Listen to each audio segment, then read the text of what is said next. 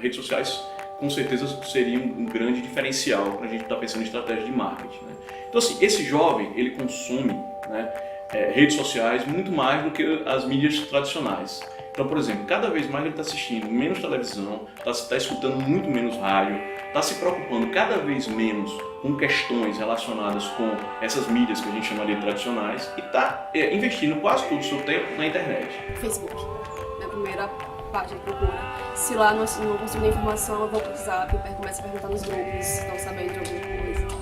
É curioso que assim, a mídia comercial, a mídia tradicional, ela passa a voltar os olhos para as redes sociais, né, para a internet de modo geral, porque perde também aquele espaço, né, aquele espaço mais tradicional, ele vai ficando desgastado. Mas o que a gente percebe é que essa própria mídia tradicional comercial, ela também entra, né, na internet, tentando aí resgatar um público que se perdeu, sobretudo um público mais jovem, né, que agora trabalha com uma outra linguagem, pensa a comunicação de outra forma, mais veloz, mais interativa. Então, o que existe, na verdade, que a gente pode avaliar é um esforço da própria mídia tradicional, comercial, em voltar os olhos para as redes sociais, para a lógica da comunicação mais interativa, a fim de resgatar esse público que se perdeu, principalmente uma parcela significativa da juventude. Acho que é bem variado, vai desde a nível pessoal até opiniões sobre música, cultura, um pouquinho de tudo. Vida com meus amigos, familiares. Bom, o que é mais compartilhado são as selfies, né? São novas selfies, assim, esse processo de comunicação que se dá basicamente no Instagram e no Face também, está numa primeira perspectiva. Por exemplo, a gente pensa no Oscar, né? Aquela foto foi compartilhada, a maior compartilhamento que a gente já teve até hoje, né? Por exemplo, as empresas em Sergipe não têm percebido isso. Elas têm pouco usado a selfie, pouco quebrado esse ritmo de fotografia profissional e trabalhar com a fotografia muito mais espontânea, é uma coisa mais amadora entre aspas, né? Eles têm usado pouco, tá? Então, por exemplo, eu sinto que o jovem ele entra num espaço público, então entra num espaço privado, em um show, em uma festa, em um bar, num restaurante, e a empresa não tenta fazer com que ele tire essas selfies, né? Não pede para ele tirar essa selfie, não pede para marcar quando ele tira a selfie no espaço, né? Então, assim, quando o lugar é um lugar que, vou botar entre aspas, ostenta, a pessoa faz questão de marcar o local. Mas quando é um local mais humilde, vamos dizer assim, as empresas não se preocupam em fazer isso. Isso poderia ser uma estratégia super interessante, né? E fazer com que demonstrasse que é o jovem que está tentando, o que está querendo, o que está buscando essa selfie, porque se sente bem naquele espaço.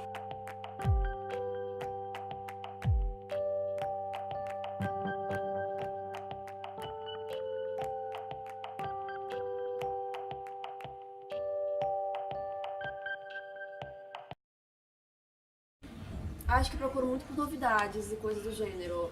Acho que mais mesmo sobre acho que até vida acadêmica, porque tem grupos de trabalho, essas coisas, que você só encontra por WhatsApp ou por Facebook. Você não tem mais essa coisa de e-mail, essas coisas. E aí, pra você receber informação, artigos e coisas do gênero, você precisa da internet, precisa da rede social, senão não tem como se atualizar. A coisa do compartilhamento da rede social é muito bacana, porque você consegue... enfim, propagar mais uma ideia, uma mensagem, mas em contrapartida o que a gente tem, na maioria, são conteúdos não necessariamente muito significativos no sentido da relevância, né? Então, às vezes, acaba que o próprio potencial da rede social se perde em conteúdos de pouca relevância, de pouco significado social. Então, talvez seja necessário ocupar esses espaços com melhores conteúdos, né, para aproveitar o potencial que a rede pode trazer para a própria comunicação, enfim, para a sociedade de modo geral também. Então, acho que um pouco do que eu vivo, do que eu passo no meu dia a dia, seja coisas boas, coisas ruins, e também um pouco do que eu recebo também de outras pessoas, e aí vai desde entretenimento, política, educação, tudo um pouco. E na verdade é coisas assim, como se fosse acho que a internet ela meio que substituiu aquela roda de amigos. Claro que não por completo, mas às vezes a gente não consegue estar com algumas pessoas que estudaram com a gente ou que trabalharam com a gente, e meio que a internet ela facilita isso. Então a gente expõe essas opiniões e esses assuntos pela internet. E acho que a função, no caso como eu uso ela, seria para isso. E o WhatsApp, o aplicativo de troca de mensagem de texto mais usado do mundo, foi comprado pelo Facebook por um valor astronômico. A previsão é que esse fenômeno passe a ser usado por 1/7 da população mundial em menos de 3 anos. O valor bilionário é o mais alto já pago para a compra de um aplicativo. O mercado financeiro aqui questiona se não seria um preço exagerado, mas para o Facebook é quanto custa para manter o domínio nas redes sociais, de olho no seu potencial de crescimento. O popular WhatsApp, aplicativo de mensagens instantâneas, virou uma febre mundial, né, Cláudia? É isso aí, mas se for excessivo, pode gerar uma dor incômoda nas mãos, dedos e punhos, Jonatas. É isso aí, é o que está sendo chamado de WhatsAppenite. Como é que eu conheço? Assim, A dinâmica da sua vida social, tanto nas redes sociais como na sua rede social sem ser da internet. Como é que você conhece as pessoas? Você chama a galera pra sair? não, então assim, hoje basicamente mais... Claro que o pessoalmente sempre vai ser uma forma maior de conhecer pessoas, mas eu digo que eu acho que eu já passei, passei não, mas eu já conheci mais gente pela internet, porque acho que hoje como eu não sou mais solteiro, aí você dá uma parada porque isso meio que, sei lá, não sei como é que eu conseguiria definir, mas eu acho que na internet é mais você manter contato com alguém que você já conhece do que hoje conhecer. Acho que hoje mais não conheço tanta gente assim só pela internet não. Posso voltar um dia, mas hoje mais não. Uma outra questão interessante sobre esse uso desses dispositivos móveis na comunicação é que você acabou formando um terreno aí de duas frentes assim. Uma que vai achar que, por exemplo, o fato de você estar conectado nessas redes e de alguma forma perdendo um pouco a ligação com essas pessoas que estariam co-presentes fisicamente, traria uma noção de, como a autora americana vai chamar, Sherry Turkle, de alone together, né? Você está sozinho, mas todo mundo junto. É aquela situação que você está num bar com seus amigos e está todo mundo no celular e ninguém está olhando aí para, de alguma forma, compartilhando esse momento em que estão todos ali fisicamente presentes, né? Na internet tem muitos, não só brasileiros, tem pessoal que você acaba conhecendo por fora e que você mantém um contato diário e acaba se tornando, às vezes, até mais próximo de você do que pessoas do seu cotidiano. Eu diria que eu tenho pelo menos uns 10 pessoas que eu só conheço por Facebook e que eu mantenho um contato direto. E aí isso vai apontar como se fosse um pouco da perda dessa relação que a gente teria, uma déficit de atenção que a gente hoje tem. Mas, por um lado, uma outra corrente de autores vai dizer que, no lugar de se pensar apenas como uma perda, eu tenho menos concentração, você pode pensar de uma lógica totalmente diferente, uma lógica de ampliação mesmo. Hoje eu consigo manter relações com pessoas quase de maneira síncrona, quase ao mesmo tempo, tanto que estão presentes aqui nesse ambiente, na universidade, num bar, como pessoas que estão em outras cidades, por exemplo, em que eu estou mantendo contato com elas em relações que não mais têm seus turnos definidos como você tinha numa conversação de chat. Eu só tenho na minha rede quem eu conheço, né? Assim, não adiciono gente que manda convite e tal. Eu gosto de manter as pessoas que eu tenho contato pessoalmente. Eu tenho que ver pelo menos uma vez na vida para me adicionar na rede social.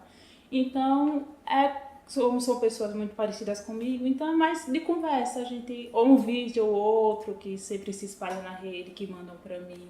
Mas tirando isso, é só conversa mesmo. Meu critério mínimo é que eu tenha visto pelo menos ela uma vez no universo, assim. Ou então que ela seja amigo de um amigo meu que eu conheça por nome, tipo, meu amigo Cicrano já falou pra mim alguma vez, você me adiciona no Facebook, então eu conheço alguém que eu conheço, eu adiciono. Então eu vi uma vez assim, no corredor da universidade, me adicionou por isso, eu adiciono também. Agora mais pessoas que eu não conheço, não tenho ligação nenhuma, geralmente não assim. Eu chegava à noite na internet para conversar com uma pessoa. Hoje em dia você tem conversas que não se encerram, né? Não existe um fechamento dessa conversação. Você não manda uma mensagem para alguém num aplicativo desse como o WhatsApp, assim, tô indo embora, tchau. Na verdade, a conversa é quase contínua, enfim. Por um outro lado, você cria também uma certa dependência disso, né? Você vai, ao mesmo tempo que você está ampliada essa relação, essas redes agora que estão bem mais ampliadas do que você tinha antes, você vira um pouco dependente dessas situações, né? De modo que é muito difícil hoje você ter uma concentração como você tinha antes. pessoa passar uma semana inteira desligado. Não existe essa ideia mais de você ficar desligado, né? Você ficar totalmente offline, vamos dizer, do mundo, né? Porque, enfim, você mesmo virou meio que participante desse processo em que você não mais se desliga, né? Não que seja um vício, mas, sei lá, é um costume. É toda hora olhando, mexendo, jogando, tudo. No ano 2000, casos de tendinite por SMS eram comuns nos primeiros usuários de celulares. Agora, com o fácil acesso aos smartphones, os jovens são os que mais sofrem com a WhatsAppnite. Maria Augusta tem 16 anos. Recentemente, ela sofreu com dores nas mãos. Depois de consultar o médico, veio o diagnóstico. A estudante estava com problemas nos tendões pelo uso excessivo do celular. Pelo motivo de eu ficar segurando o celular assim, eu acabei tendo um problema muito sério aqui, eu não conseguia nem mexer o pulso direito. Casos como o da Maria Augusta são cada vez mais comuns. A doença ganhou até o nome de WhatsAppnite, em referência ao aplicativo WhatsApp, usado para a troca de mensagens.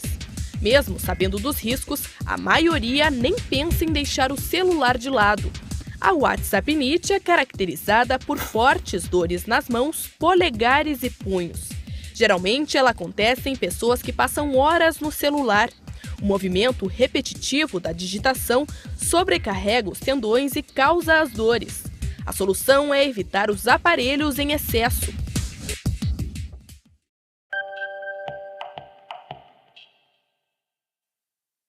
Uma preocupação que a gente tem hoje aqui em todo o estado de Sergipe, na realidade é uma preocupação nacional hoje, com relação à exposição de dados pessoais nas redes sociais. Isso é uma preocupação muito grande porque, em regra, nós somos apresentados essas ferramentas de compartilhamento de dados, de fotos, enfim, redes sociais em geral, e não nos passam um roteiro de como utilizar, né?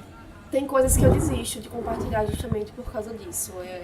Porque quando você posta alguma coisa na internet não é mais seu. Acaba sendo propriedade de todo mundo, porque você salvou uma vez só, você já perdeu. Então, acho que você tem que ter um cuidado com sua imagem pessoal, porque as pessoas não se preocupam com isso. Se você não se preocupar, quem é que vai? Eu acabo desistindo de postar algumas fotos, outras até tipo trabalho mesmo, de modelo, eu não posto, porque eu acho que pode cair de maneira errada nas mãos de pessoas que não deveriam ter acesso àquilo. Então, a gente vê constantemente aí divulgação de fotos íntimas, informações pessoais, bancárias, dados, e assim, dados sensíveis, né? Uma coisa que preocupa muito a gente porque invariavelmente as pessoas acabam achando que estão tendo alguma privacidade em uma determinada rede porque usa um ou outro recurso de privacidade, enquanto não percebem que pequenas coisas podem causar um dano maior. Por exemplo, a divulgação de colégios onde você estuda, lugares que você frequenta, são capazes de gerar um perfil perfeito da pessoa que está utilizando aquela rede. Então, a pessoa tem aquela falsa sensação de segredo, de sigilo, né, que está protegida por trás de um manto ali de sigilo da própria rede, mas na verdade ela está divulgando pequenos pedaços de informação que para uma pessoa que tem um interesse em determinado ser, em determinada pessoa, em determinado indivíduo, ele consegue formatar aquele perfil e encontrar a pessoa, traçar uma rota, traçar todos os hábitos diários daquela pessoa, né, e a ponto de encontrar. Então a gente tem aí diversos casos onde podem chegar até em sequestro, em um abuso de menores, justamente por conta disso, você deixar pequenos pedaços de informação ao longo do caminho. Pequenas coisas, a gente se preocupa com o macro, então a gente cobre um número de cartão de uma foto, cobre a placa de um carro, mas não cobre a placa da loja que tem na frente da sua casa. Eu já fiquei muito chateada com um colega que fez uma montagem de uma foto minha, era pra ser engraçado, mas eu odiei particularmente. Ele pegou uma foto aleatória de uma das meninas de El-Chan, alguma coisa assim, e colocou a minha imagem, e eu odiei porque tem uma repercussão muito grande, muita gente começou a curtir, a comentar e compartilhar, e eu conversei com ele, foi excluída, mas eu fiquei bem chateada. A gente reivindica a regulamentação, né? Exatamente, porque a gente entende que é preciso, para fazer o uso da comunicação, você não pode fazer uso se apropriando de coisas indevidas ou utilizar a comunicação para, enfim, prejudicar a imagem de alguém.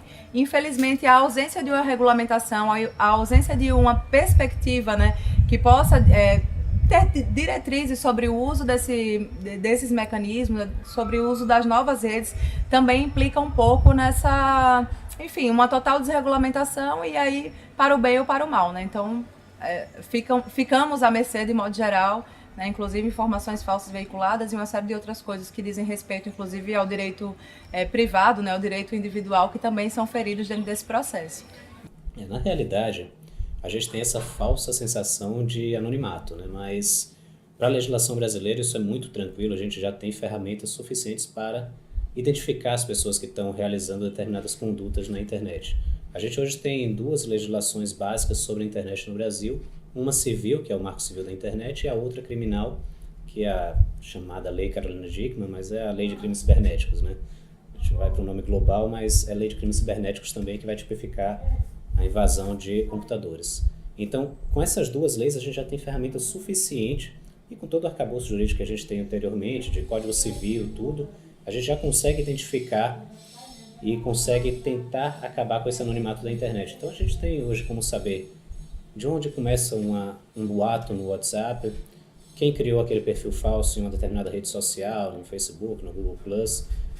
Existem ferramentas para isso. A gente já tem delegacias especializadas. Aqui em Sergipe, por exemplo, nós temos a Delegacia Especializada de Crimes Cibernéticos, a Polícia Federal também tem um setor especializado em crimes cibernéticos, então geralmente, as denúncias envolvendo pedofilia infantil, por exemplo, que são de competência da Polícia Federal, eles conseguem interceptar e alcançar as pessoas que aparentemente estavam sob um manto de invisibilidade ali, estavam sob um manto de anonimato.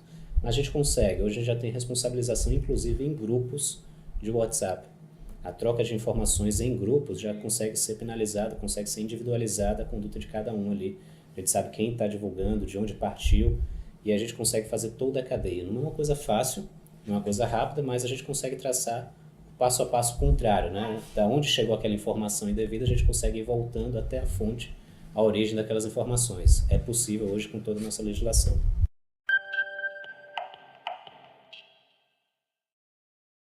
Em relação à questão do jovem, internet, eleições, eu tenho percebido o seguinte. Primeiro, essa eleição ela trouxe uma coisa interessante, né? Ela trouxe, pela primeira vez, a gente tem uma discussão mais acirrada nas redes em relação à eleição, né?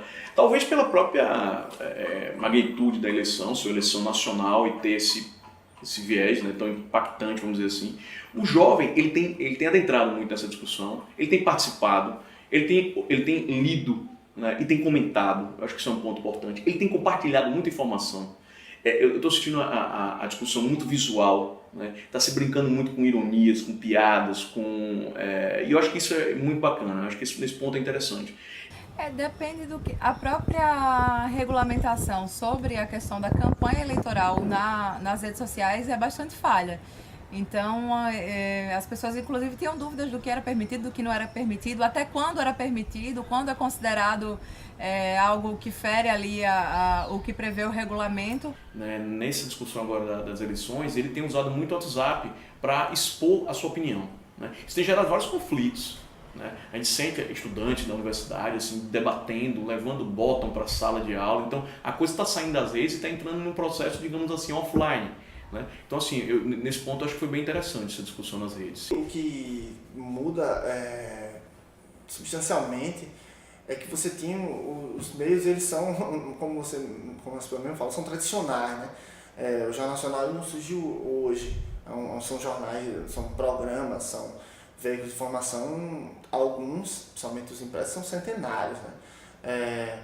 A questão é você pensar que canal de informação é esse, qual a credibilidade que ele se sustenta.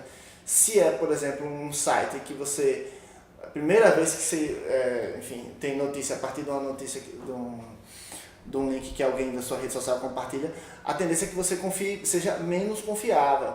Só que isso não resolve um problema dessa confiabilidade ou não, da veracidade ou não dessas informações. Eu acho que o usuário que está nesses ambientes, ele tem que lidar com isso. Nem todas as informações elas são 100% confiáveis. Até, por exemplo, até a própria, contra-informação também não é 100% confiável. Se você imaginar que, por exemplo, a Veja lança uma matéria de capa em que faz alguma crítica ao governo, alguma coisa de corrupção. E aí você vê vários outros canais, vários sites na internet dizendo que aquilo ali é mentira, dizendo que a Veja recebeu propina para fazer aquela matéria. Assim como a Veja pode não ser tão confiável, assim como algumas pessoas acham, esses sites também não são tão confiáveis assim. Eu acho o seguinte, eu acho que considerando uma ausência de democracia de modo geral, utilizar esses espaços é importante. Agora, obviamente, precisam ser regulamentados para que a gente garanta que a comunicação seja feita de forma que não prejudique as pessoas, né? Sobretudo quando a gente está discutindo um processo eleitoral que aí envolve, enfim, problemas ou soluções que a gente vai ter que trabalhar num futuro ou pelo menos em 4 anos. Então não é uma coisa pequena, não, é um assunto sério e que precisa ser trabalhado com certos critérios. Agora, para mim, o problema central não é necessariamente a internet ou uma dificuldade aí na regulamentação com relação ao processo, mas é uma dificuldade que a gente tem em garantir espaços democráticos. E aí, dentro desse processo, tudo se confunde também, e a internet acaba sendo mais um espaço onde as coisas se confundem, onde os discursos aparecem de forma enviesada ou de forma, enfim, não muito compatível com aquilo que deveria ser, pelo menos. Então, o problema parece que é de uma ausência de democracia de modo geral e não necessariamente só de um meio de comunicação ou de um canal de comunicação, vamos dizer assim.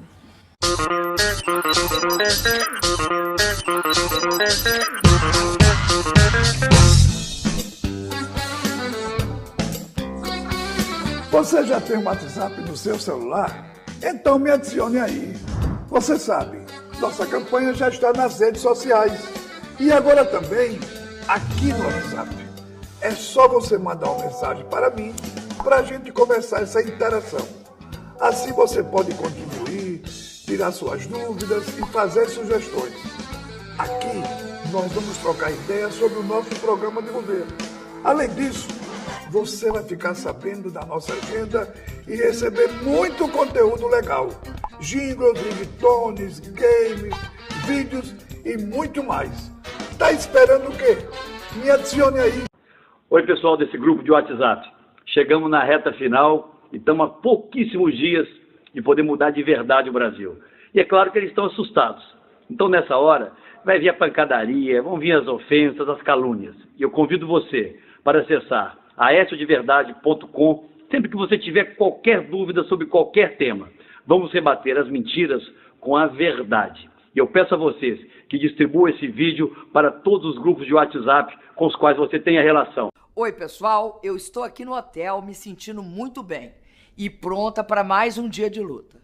Bom, agora eu vou parar, comer um feijãozinho com arroz, porque saco vazio não para em pé. Vídeo específico para o WhatsApp, o que eu acho mais interessante nesses vídeos é que você tem notado que é um vídeo muito amador, entre aspas, né? Ele passa essa perspectiva de que foi o candidato que foi lá e fez até uma selfie, de repente, e ele mesmo estava filmando aquele vídeo, que ele não está se preocupando tanto com a questão da produção, não está tão envolvido o marketing. Claro que está envolvido o marketing, claro que está envolvido a produção, mas quer dar essa noção de que ele está mais próximo do eleitor. Né? Então assim, poxa, Aécio ou Dilma, eles entraram na minha rede e estão compartilhando comigo de uma ideia. Essa proximidade eu acho muito bacana. Né? Então foi uma estratégia muito bem bolada. Né? Muitos comentários dos candidatos, né? A gente sabe que tem uma produção, tem todo um trabalho de assessoria de comunicação por trás disso, mas isso aproxima mais o candidato do seu público. Então acho que nesse ponto é interessante. Eu acho que eles notaram, né, os candidatos, os partidos, tanto PT como PSDB, eles notaram que existia, né, uma necessidade de se comunicar de uma forma mais alegre, né, de uma forma mais agressiva, entre aspas, mas ao mesmo tempo uma forma que o jovem pudesse entender esse processo midiático e se interessasse por isso. Né? Essa coisa do JPEG, as eleições passadas era coisa muito primária. Né? O jovem não está mais a fim de ouvir, de ler, de visualizar imagens tão fracas. Assim. Acho que nesse ponto foi bacana. Assim. Tem duas coisas que eu acho importantes que a gente consegue com a internet também. A questão dos abaixo-assinados, que são bastante veiculados nas redes sociais e que às vezes, enfim, é para causas bastante importantes, então talvez a gente não teria uma projeção tão grande se a gente não tivesse a rede social para potencializar isso. E a outra coisa também é a possibilidade de você denunciar, enfim, casos de violação de direitos humanos, direitos das mulheres. Então, esses casos a gente também denuncia. Eu mesmo já denunciei algumas páginas que violam direito de crianças e adolescentes, violam direito das mulheres, enfim, páginas que praticam, que abordam e que trabalham conteúdos que ferem os direitos humanos. Eu acho que é um mecanismo importante, embora a gente perceba também que não existe a fiscalização, porque essas páginas são denunciadas e muitas das vezes permanecem no ar, e aí também outras páginas com o mesmo tipo de conteúdo voltam a surgir, então a gente precisa repensar de que forma a gente consegue fiscalizar esses meios. E aí, nesse sentido, fica bem mais difícil, de fato, esse controle como se tinha com os meios massivos, né? Na verdade, a gente está ainda num momento em que a informação, a própria ideia de jornalismo para mídias sociais e redes sociais, enfim, toda essa discussão, é uma discussão ainda que está se formando e está existindo, ao mal passo que as redes ainda estão surgindo, se consolidando, né? Eu acho que ainda tem muita discussão para se avançar daqui para frente. Assim, o que é meio preocupante é você pensar ainda nesse modelo dessas redes sociais, de grandes redes em que detém grande volume de informação. Isso talvez eu acho que seja uma das coisas mais, vamos dizer, perversas, assim. Não sei como teria que ser como seria de outra forma, mas se você pensar numa rede, por exemplo, como o Facebook, em que todas as pessoas são quase que obrigadas a estar lá, de modo em que todo mundo se pergunta, como assim você não está no Facebook? Eu acho que esse talvez seja um grande problema.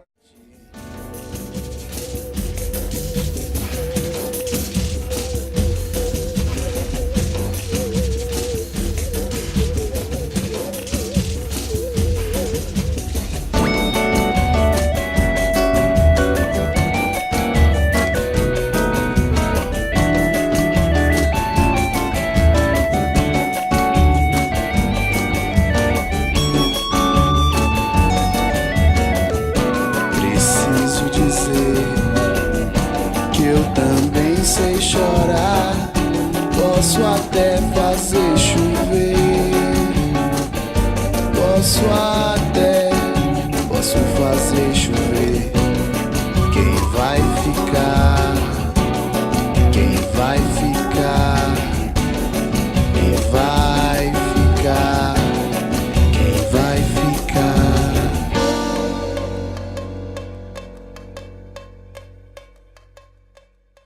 A fisioterapeuta ainda ensina um exercício para verificar um possível sinal da doença.